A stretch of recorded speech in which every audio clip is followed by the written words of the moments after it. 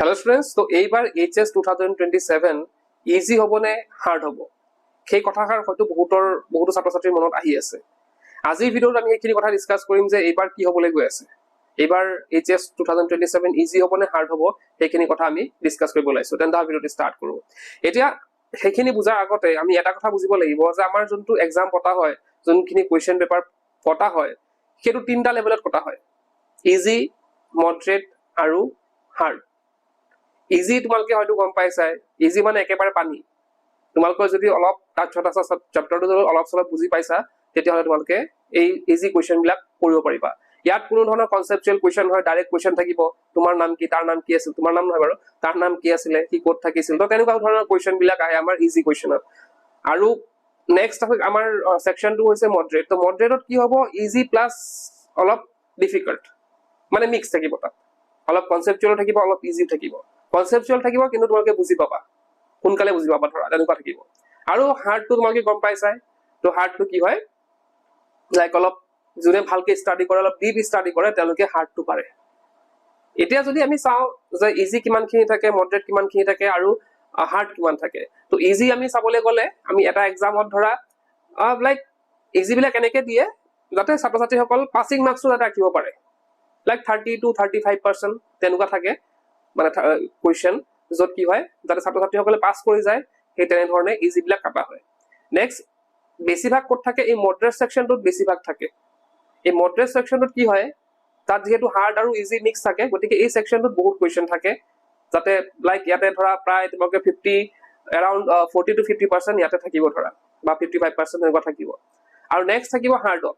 হাৰ্ডটো মানে কি, মই কৈছো অলৰেডি যে যিসকলে ডিপ ষ্টাডি কৰে তেওঁলোকৰ হাৰ্ড কুৱেশ্যন বিলাক তেওঁলোকৰ বাবে, আৰু তাত তোমালোকৰ থাকিব কিমান 20-25% মান থাকে হাৰ্ড কুৱেশ্যন। এতিয়া হ'ল কথাটো যে এইবাৰ আমাক কি দিছে, পাৰ্চেন্টেজটো। যোৱাবাৰ আমাৰ পাৰ্চেন্টেজ কিমান আছিলে, আমাৰ আছিল 30% হলে আমি পাছ কৰি যাওঁ, কিন্তু এইবাৰ কি হ'ব, আমাৰ 33% হ'ব। গতিকে মই যে ক'লো ইজি সেকশনটোৰ কথা, যে মই ক'লো যে ইজি সেকশনটো কাৰ কাৰণে বনোৱা হয়, যাতে ছাত্ৰ ছাত্ৰীসকলে মানে যিসকলে অলপ টাচতো আছে, অলপ চলপ পঢ়িছে, তেওঁলোকে যাতে পাছ কৰি যায়। কোনেও নিবিচাৰে আমাৰ এডুকেশ্যন ডিপাৰ্টমেণ্টে হওক বা যোনে পেপাৰখন ছেট কৰে, বা কোনেও সেইটো নিবিচাৰে যে কোনোবা ছাত্ৰ ছাত্ৰী ফেইল কৰি যাওক। চবেই সেইটো বিচাৰে যে যেন তেন সি পাছ কৰি যাওক কমচে কম। তো সেই পাছ কৰা মানে অংকটো মিলাবৰ কাৰণে এই ইজি সেকশনটো পতা হয়। ইজি সেকশনটো সেইটোৱে মানে কৰা হয় যাতে তেতিয়া ধৰা যেনেকে মই ক'লো এক্সাম্পল হিচাপে তাৰ নাম কি আছিল, সি ক'ত থাকিলে, এনেকুৱা কুৱেশ্যন বিলাক চোৱা। তোমালোকৰ এনেকুৱা কুৱেশ্যন দেখিবা এক্সামত, হাঁহি উঠিব কিছুমান কুৱেশ্যন দেখি পেলাই যে এইটো কুৱেশ্যন সোধে নে, এইটো চবেই পাৰিব। তো সেই কুৱেশ্যন বিলাক কাটা হয় কিহৰ কাৰণে, যাতে ছাত্ৰ ছাত্ৰীসকল পাছ কৰি যায়। কিন্তু এইবাৰ প্ৰব্লেমটো হৈছে যে এইবাৰৰ পাৰ্চেন্টেজটো কিমান হৈ গৈছে, 33%। এই 33% হোৱাৰ কাৰণে এবাৰ এটা ভাল খবৰ আছে, সেইটোৱে যে 35 বা 33% হোৱাৰ কাৰণে এইবাৰ ইজি কুৱেশ্যনৰ যোনটো পৰিমাণ সেইটো অলপ বেছি থাকিব। কাৰণ যিহেতু ছাত্ৰ ছাত্ৰীসকলক পাছ কৰাব লাগিব, পাছ কৰা যিটো মানে আমাৰ আগৰ পৰা চলি আহিছে বস্তুটো, যে যাতে ছাত্ৰ ছাত্ৰীসকল পাছ কৰি যায়। তো সেইটো বস্তুত গ'লে আমি চাব লাগিব যে অলপ কিন্তু কেইটামান কুৱেশ্যন, আমি যদি আগত 35% ইজি কুৱেশ্যন আহিছিলে, এইবাৰ হয়তো 40% হ'ব বা 45% হ'ব। 45% নহয়, তথাপি around 40% আমাৰ কি থাকিব, ইজি 30 to 40% আমাৰ কি থাকিব, ইজি কুৱেশ্যন থাকিব। মানে যোৱা কিবাৰতকে এইবাৰ কি থাকিব, ইজি কুৱেশ্যনৰ লেভেলটো অলপ বেছি থাকিব। সেইটো তোমালোকে মানে আমি সেইটো অনুমান কৰিব পাৰো বস্তুটোৰ পৰা, যে ইজি কুৱেশ্যন যিহেতু পাৰ্চেন্টেজ বাঢ়িছে, গতিকে ইজি কুৱেশ্যনৰ পাৰ্চেন্টেজ বাঢ়িব। কাৰণ সেইটো কোনেও নিবিচাৰিব যে এইবাৰ 33% পাৰ্চেন্টেজ বঢ়াই দিছে হয়, কিন্তু সেইটো কাৰণে বহুতো ছাত্ৰ ছাত্ৰী ফেইল কৰি যাওক, তেনেকুৱা যাতে নহয়, সেইটো চবেই বিচাৰিব। গতিকে সেইটো কাৰণে কি হ'ব, ইজিৰ যোনটো পৰ্চন আছে সেইটো নিশ্চিতভাৱে বঢ়াই দিব। এতিয়া ইজি পৰ্চন বঢ়াই দিয়াৰ লগে লগে আমাৰ যোনটো মডাৰেটৰ কুৱেশ্যন আছে সেইটো হয়তো অলপ কেইটামান কমিব। ঠিক তেনেকে হয়তো হাৰ্ডৰো কেইটামান কমিব, হা, কাৰণ ইজিত মিলাব গৈ পেলাই তাৰ পৰা আনিব লাগিব। তো এইখিনি আছিল ইজি কুৱেশ্যনৰ কথা, ইজি কুৱেশ্যন বাঢ়িব বাৰু। কিন্তু আমি এইফালে যদি চাওঁ এটা কথা, আমি দেখি আছো যে ইয়াৰ ৱাইজ বস্তুবিলাক বেছি কনচেপচুৱেল হ'বলৈ ধৰিছে, বেছি ইনচাইট কুৱেশ্যন আহিব ধৰিছে, বেছি ডিপ নলেজৰ কুৱেশ্যন আহিব ধৰিছে। তো গতিকে ইজি কুৱেশ্যন যদিও বেছি আহিব, কিন্তু তোমালোকে সেইটো বস্তু তেনেকুৱা নহয় যে ইজি কুৱেশ্যন আহিব মই গতিকে পাছ কৰি যাম। পাছ কৰা ধান্দা কৰিলে নহ'ব। যিসকল একেবাৰে নপঢ়ে তেওঁলোকৰ বাৰু লাষ্টত উপায় নাই আৰু, তেওঁলোকে এইখিনি কৰি পেলাই পাছ কৰিব জানতেন। কিন্তু আমাৰ হাতত যিহেতু যথেষ্ট সময় আছে, আমি সেইটো কাৰণে কি কৰিব লাগিব, আমি টাৰ্গেট কৰিব লাগিব যে আমি মডাৰেট আৰু হাৰ্ড লেভেলটোকো টাচ কৰিব পাৰো। তো তো সেইকাৰণে আমি কি কৰিব লাগিব, ডিপ নলেজ থকাটো আহিবই। এইবাৰো হয়তো তোমালোকে দেখিবা যে এইবাৰ হয়তো কনচেপচুৱেল যোনটো কুৱেশ্যন আছে তাৰ লেভেল হয়তো অলপ আগবাঢ়ি যাব পাৰে, কাৰণ আমি দেখিছো ইয়াৰ ৱাইজ কি হৈ আছে, বস্তুবিলাক অলপ আগবাঢ়ি গৈ আছে, কুৱেশ্যন বিলাকৰ পেটাৰ্ণ অলপ চেঞ্জ হৈ আহি আছে। গতিকে এইবাৰ আমি এক্সপেক্ট কৰিব পাৰো অলপ হলেও 2% 3% হলেও কি হ'ব, অলপ হলেও কিন্তু কুৱেশ্যন পেপাৰ আৰু অলপ কনচেপচুৱেল হ'ব।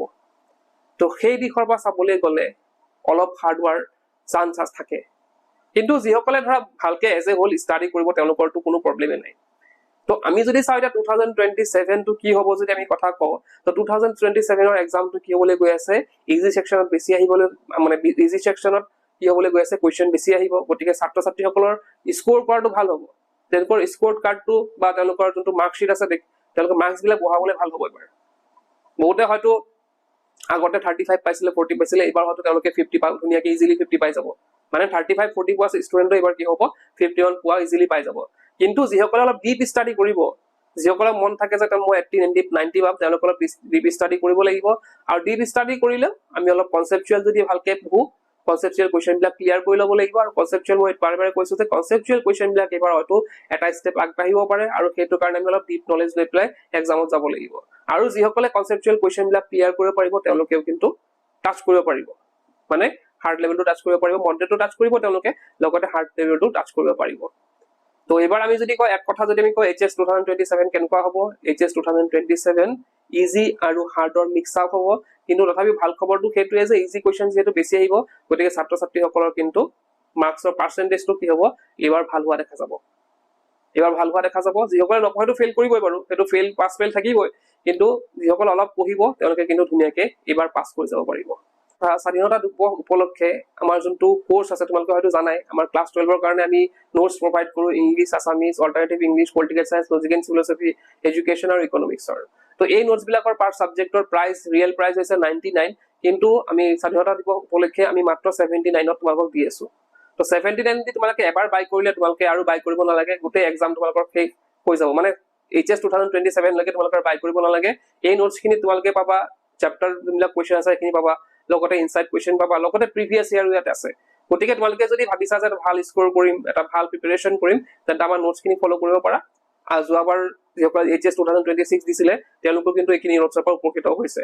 তো এপৰ লিংকটো মই ডেছক্ৰিপশ্যনত দি দিছো আৰু পিন কমেণ্টতো দি দিছো, তাত গৈ পেলাই তোমালোকে আমাৰ এপটো ডাউনলোড কৰিব পাৰা। এপটো ডাউনলোড কৰি তোমালোকে ক্লাছ 12ৰ যোনটো ছেকশ্যন আছে তাত যাবা, তাত গৈ পেলাই তোমালোকে দেখিবা গোটেইখিনি কোৰ্চ আছে, 79 তোমালোকে বাই কৰিব পাৰিবা। আৰু অফাৰ মাত্ৰ 3 দিনৰ কাৰণে দিয়া হৈছে, 14 15 16, আজি যিহেতু 15 তাৰিখ, গতিকে 2 দিন আছে, আজি আৰু কাইলৈ তোমালোকে কোৰ্চটো পাবা 79ত, পিছত কিন্তু দাম বাঢ়ি যাব। গতিকে সোনকালে তোমালোকে বাই কৰা আৰু তোমালোকৰ প্ৰস্তুতি আগবঢ়াই লৈ যোৱা। তেন্তে আজিৰ ভিডিঅ'ত শেষ কৰিলো, কি পজিটিভ